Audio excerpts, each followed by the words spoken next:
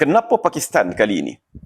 Kenapa Pakistan ni menjadi pihak yang menjadi mediator di antara pihak Amerika dan Iran? Tidak Oman dan tidak juga Turki ataupun mana-mana negara lain yang memberikan tawaran untuk menjadi orang tengah ataupun mediator yang merundingkan kedua-dua pihak dalam perkara ini. Yang pertamanya kita lihat di sini bahawa Pakistan bukan sekadar mempunyai hubungan yang baik dengan Iran, tetapi Pakistan juga mempunyai hubungan baik dengan Amerika. Kemudian dalam kes ini, pihak-pihak yang berkepentingan selain daripada Iran dan juga Amerika dan juga Israel yang terlibat secara langsung dalam perang, yang terkesan dengan teruknya dalam perang ini adalah dari kalangan negara-negara Gulf, iaitu UAE, Qatar, Kuwait, Bahrain dan juga Saudi. Oman juga sikit terkesan, selain daripada Iraq dan sebagainya. Dan di kalangan negara-negara ini kita memahami bahawa Saudi adalah negara yang paling besar, yang pastinya juga akan berdepan dengan satu tekanan ekonomi, segi hubungan dagang dan sebagainya yang paling besar, terencat dengan peperangan yang berlaku hampir 40 hari ini, yang menyebabkan bahawa Saudi adalah antara pihak yang paling penting perlu diselamatkan dari sudut ekonominya, dari sudut kestabilannya, dari sudut laluan perdagangannya di Selat Hormuz itu, selain daripada negara-negara teluk lain. Jadi dalam kumpulan yang merundingkan Amerika dan juga Iran ini, walaupun mediator yang diketuai oleh Pakistan, ia adalah satu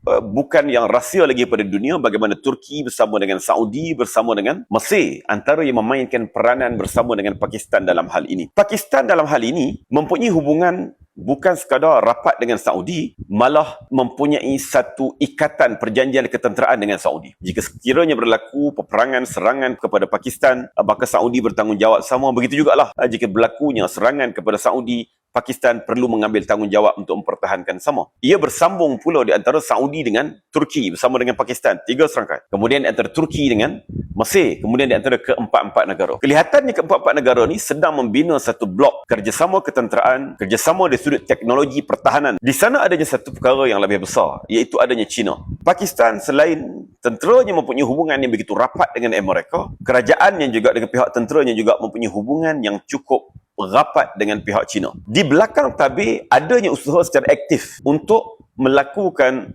rundingan dengan pihak Iran dengan perantaranya pelbagai pihak yang ianya tidak berjaya setelah mana berminggu-minggu diusahakan oleh pihak Amerika, sehinggalah akhirnya mereka tidak menggunakan juru runding yang sama. Vice President Amerika, J.D. Vance, telah pun dihantar untuk berunding dengan pihak China agar memberi tekanan kepada Iran agar menerima ceasefire tersebut. Maka di sinilah peranan Pakistan menjadi ada nilainya, ada harganya, kerana Pakistan juga mempunyai hubungan baik dengan China. Jadi yang belum dapatkan buku ni, boleh dapatkan buku ni. Buku ini menerangkan tentang perang Iran-Israel selama 12 hari pada tahun lepas dan kaitan dia dengan perang yang berlaku pada hari ini. Ada kaitannya tuan-tuan.